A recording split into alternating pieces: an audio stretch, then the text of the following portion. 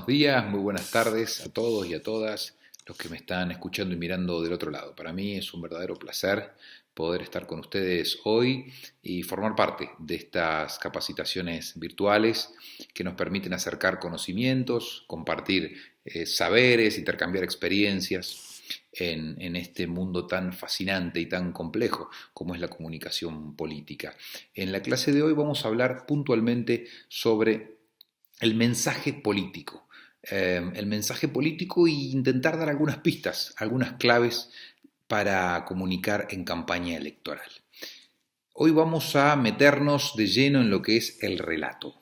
Muchas veces ustedes habrán escuchado en los medios de comunicación, en los propios partidos, en los debates, hasta en la propia ciudadanía, que se habla de relato como sinónimo de mentira, de patraña, de engaño. Y hoy aquí en esta clase yo quiero ponerme en la vereda del frente de esas aseveraciones, por algo muy sencillo, porque el relato en realidad es el marco conceptual, es el terreno de juego en el cual se desenvuelven los distintos actores de la política y de la sociedad. Sin relato, si no hubiese relato, no habría política, no habría democracia. La comunicación no sería posible.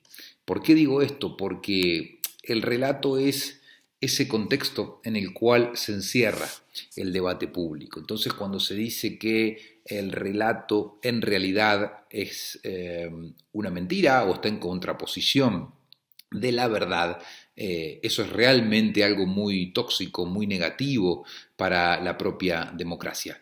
Aquí en esta clase vamos a hacer una defensa del relato político en tanto y en cuanto entendemos el relato como esa narrativa que nos permite dar nuestro punto de vista, colocar nuestros valores, nuestros principios, nuestra ideología en la disputa pública. Con lo cual, si decimos que sin relato no hay política, también tenemos que decir que todos tenemos una historia que contar, que también encaja con ese relato macro del cual me estoy refiriendo, ¿no? Todos tenemos una historia que contar, todos somos personas únicas e irrepetibles, tenemos nuestra familia, nuestros afectos, nuestra educación, nuestra pertenencia ideológica, partidaria, nuestra cosmovisión del mundo, en definitiva. Con lo cual, todos tenemos una historia que contar, todos tenemos para decir quiénes somos, qué hacemos y qué queremos.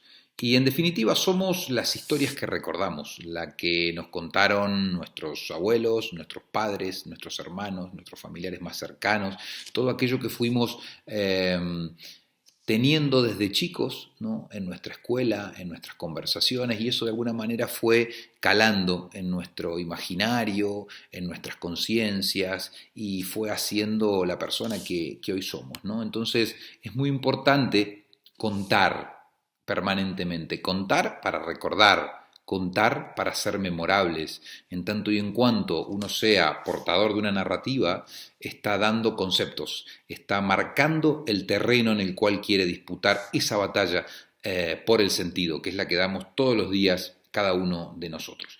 Y por supuesto, para esto es muy importante, central diría yo, la comunicación. Comunicar no es solamente informar, decir lo que tenemos para decir. Comunicar es persuadir, comunicar es convencer, comunicar en definitiva es conectar con el otro. Pepe Mujica tiene una frase muy interesante que cuando le preguntaron una vez qué significa para él comunicar bien, y él dijo que la gente te entienda, que la gente de a pie y que el ciudadano común entienda lo que quisiste decir, que le haya llegado ese mensaje que teníamos para dar. Entonces hoy aquí estamos hablando del mensaje político, estamos recordando que el relato es importantísimo para que ese mensaje llegue y el instrumento es la comunicación. Después veremos que hay múltiples canales para hacer llegar ese mensaje, pero primero quería darles este pantallazo conceptual para poder avanzar. En definitiva, entonces, para poder comunicar bien, hay que persuadir, y para persuadir hay que conectar, hay que llegar al otro, y eso se hace de una manera emocional. Por más que querramos o que por más que pretendamos que la política va de razones, de argumentos, en definitiva, el electorado termina decidiendo en un gran porcentaje por el componente emocional. ¿Le creo? ¿No le creo? ¿Me llegó el mensaje? ¿Es verosímil? ¿No es verosímil? Y ahí veremos si nuestro mensaje, en definitiva, es eficaz o no es eficaz. Con lo cual, seguimos avanzando y vemos también que no solamente sin relato no hay política, sino que también sin relato no hay mito de gobierno. ¿Qué es el mito de gobierno? Es esta huella invisible que dejan los políticos, las políticas, los gobiernos, las administraciones, las políticas públicas también, en las personas. Nos acordamos de determinado presidente, gobernador, alcalde, por algo, por una impronta de gestión. Ese es el mito de gobierno que se termina cocinando con el tiempo, que es un proceso complejo, pero que si el gobernante hizo las cosas bien, el mito de gobierno va leudando en paralelo a esa gestión y va a haber una recordación. Para que haya un mito de gobierno tiene que haber buena política y por ende tiene que haber buena comunicación.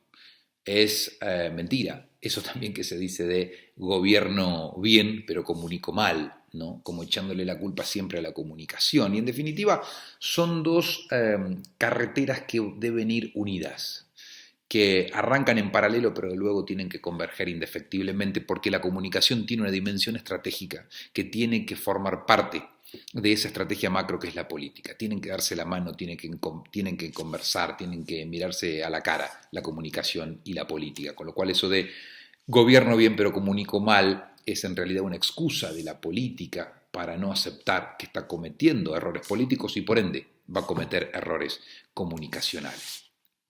Decía que todo mito de gobierno nace de un relato que está pensado, que está estructurado con una lógica muy clara y que no ha cambiado a lo largo de los años. Ha avanzado la tecnología, ha avanzado en sofisticación, las distintas herramientas de comunicación, pero en todos los cuentos que nos contaron de pequeños la estructura es la misma. Es inicio, es desarrollo y es desenlace. Hay una estructura, hay una morfología que no cambia. Y allí está el mito de gobierno. Se repite todo mito de gobierno repite esta misma, digamos, morfología, ¿no? Por ende, todo candidato encarna un personaje, cuenta una historia, es portador de una narrativa. Cuando vemos que un político, que una política da un discurso, es histriónico, mueve los brazos, gesticula, está comunicando, está encarnando un personaje, porque no solamente lo que dice, sino lo que hace, cómo se mueve, es lo verbal, es lo no verbal, es lo gestual, todo comunica y en definitiva todo forma parte del mensaje político. Si hablamos de relato, también tenemos que decir que dentro de esta morfología narrativa, si se me permite la comparación con los géneros tradicionales de la literatura, hay que decir que la comunicación electoral se entiende como un cuento. Es decir, debe ser corta, debe ser concisa, y debe tener muy claro el objetivo, cómo empieza y cómo termina, pero corto en el tiempo, lo que dura una campaña electoral y ahí entrará el conflicto, los personajes, la batalla ideológica, etc. La comunicación gubernamental, en tanto, es más parecida a una novela, hay personajes más complejos, son más capítulos, la historia es más larga, con lo cual, en definitiva, es un proceso que indefectiblemente lleva más tiempo. 4 años, un sexenio en México, lo que sea que establezca la constitución de cada país, pero la fotografía es un poco más larga, digamos ya que es más una película que una foto. Se podría entender que la comunicación gubernamental entonces es más parecido a la estructura narrativa de una novela. Y finalmente, si hablamos de la comunicación de crisis o la comunicación de riesgo, me gusta decir que es más parecido a un microrrelato. Un microrrelato es una sentencia breve, corta, tipo aforismo, empieza y termina rápido, y el desenlace es inminente. Una crisis puede durar un día, 2 días, 4, 10 días, un mes. De la crisis sabemos cuándo entramos, pero no cuándo salimos. Eso ya nos da para otra clase que también es muy apasionante, el mundo de la comunicación de crisis y de riesgo, pero quería darles un pantallazo como para que entiendan que la comunicación de crisis podía entrar junto con la de riesgo en lo que se conoce en la literatura como un microrrelato. Luego les diría también que dentro de lo que es el relato, tenemos que tener en cuenta, a mí me gusta siempre señalar una frase de Mark Thompson, me refiero a la crisis en la que estamos viviendo del lenguaje. Mark Thompson es un investigador, un estudioso del lenguaje, que escribió un libro que se los recomiendo que se llama ¿Qué ha pasado con el lenguaje de la política?, donde intenta discernir cómo se ha pervertido el lenguaje, cómo significantes que antes tenían un significado concreto, hoy se han vaciado y pueden significar otra cosa. Lo vemos todo el tiempo en políticos y políticas de todo el mundo, en el propio debate público que se ha polarizado todo tanto y en definitiva palabras como libertad o igualdad, lo pongo en un ejemplo muy concreto, se han dado vuelta y significan hoy otras cosas, ¿no? Él dice que la crisis de nuestra política es una crisis de lenguaje político, porque sencillamente cuando el lenguaje público pierde su poder para explicar, para traducir, pone en peligro el vínculo más general entre el pueblo y los políticos. Si hoy vemos en cualquier país del mundo, hay una desafección ciudadana cada vez mayor. Y esto tiene su origen, según Mark Thompson, y suscribo, en que la base de todo, la materia prima, que es la palabra, que es el lenguaje, ha perdido su valor, se ha devaluado tanto que ya nadie cree en nada, porque las promesas de campaña no se cumplen, porque una cosa es lo que se dice y otra cosa es lo que se hace, porque la velocidad de las cosas a la cual van los acontecimientos atenta también contra un proyecto de largo plazo, contra políticas públicas que se puedan plasmar. Entonces, dice Mark Thompson que la crisis que está atravesando el sistema político y por ende la democracia tiene mucho que ver con el uso de las palabras, con cómo identificamos al lenguaje, cómo nos relacionamos a través de las palabras. Y esto es muy interesante tenerlo en cuenta para, a la hora, de elaborar un mensaje político y entender, dimensionar lo que significa el armado y la ejecución de un relato político. Hay también una cuestión, un mapa, un esquema que ustedes van a ver en la presentación que se denomina el viaje del héroe. El viaje del héroe es un viejo esquema que realizó Joseph Campbell en un libro antiguo de la década del 50 que se llama El héroe de las mil caras, donde él plantea el viaje del héroe, que en realidad él dice que es un viaje que es circular, que se repite en todas las estructuras narrativas, de aquellas que nos han enseñado y nos han leído en los cuentos de niños hasta las más complejas. El viaje del héroe son 12 pasos, es una estructura circular. Ese héroe, ese actor, centrémoslo en la política, el político, tiene todo un derrotero. Va a tener un objetivo, va a tener una llamada a la aventura, un llamado a la acción, va a tener un mentor, una persona que le abre la puerta, va a atravesar un umbral, va a haber guardianes, va a haber aliados, va a haber enemigos, va a haber obstáculos, va a haber pruebas, va a haber conflicto y va a haber épica, muerte, resurrección. Ahí está el clímax narrativo, ¿no? Va a haber una recompensa, va a haber un regreso, va a haber una resurrección y va a haber un retorno con todo ese conocimiento. Entonces, en definitiva, la vida narrativa de todos nuestros personajes políticos es circular y es acumulativa. Y en general siempre hay una caída, hay un ascenso, hay un conflicto, hay personaje, hay un clímax, hay una introducción, hay un desarrollo y hay un desenlace. Y esto es fundamental que lo entendamos porque a la hora de elaborar el mensaje político, establecer cuál es el marco de discusión pública, entender cuál es ese relato político, tenemos que identificar estos ingredientes, estos actores. Y para ello este esquema, que es antiguo pero no menos vigente, del viaje del héroe, les va a servir como herramienta a la hora de identificar dónde, cuándo y cómo se está elaborando un relato político.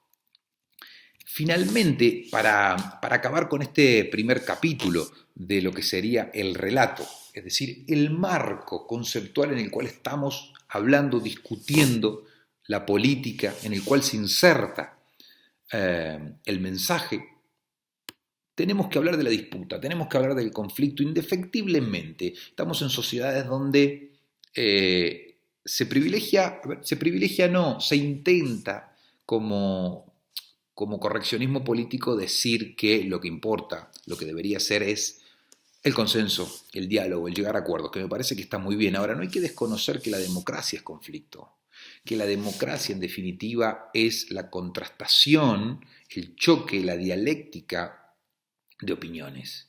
Es la disputa por el poder, es la disputa por la ideología, por los intereses contrapuestos. Eso es en definitiva el debate de ideas. Entonces, el sentido común está siempre en disputa.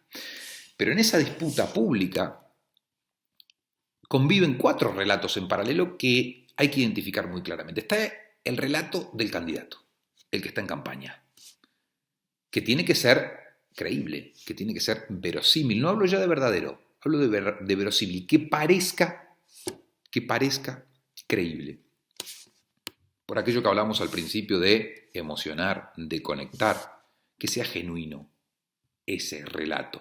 Pero claro, convive con el relato del gobierno, el que tiene el poder, el que tiene los recursos públicos, el que tiene toda la estructura para hacer política, el que fija agenda a través de los medios de comunicación, a través de sus portavoces, a través de las propias políticas públicas. Y está el relato del partido, el orgánico, el institucional, que trata también de fijar agenda, ya sea en el oficialismo o en la oposición, marca su propia agenda. Y finalmente está la agenda ciudadana, lo que se denomina la agenda de la sociedad civil, que pugna por intentar discutir y llevar su voz al terreno de lo político, a través de manifestaciones, a través de peticiones, a través del voto, a través de las redes sociales. Hoy se ha complejizado mucho y se ha horizontalizado también la expresión ciudadana. No quiere decir esto que haya permitido que se solucionen más problemas, pero sí es verdad que hay más canales de expresión pública y la ciudadanía intenta por todos los medios posibles, en la calle, en las redes sociales, en los medios de comunicación, en cualquier lugar, en definitiva, en la esfera pública, ya sea offline u online, intenta llevar su voz, intenta aportar su mirada, su perspectiva en esta dialéctica, en esta narrativa donde conviven estos 4 relatos en paralelo: el del candidato, el del gobierno, el del partido y el de la ciudadanía. Y en esa disputa que se libra, en esa batalla por el sentido, es donde realmente entra el interés del mensaje político. Hasta aquí hemos llegado por hoy con esta especie de primer pantallazo sobre el relato dentro de lo que es el mensaje político y la importancia del mensaje político en una campaña electoral. Nos vemos la próxima. Un placer y hasta la próxima clase.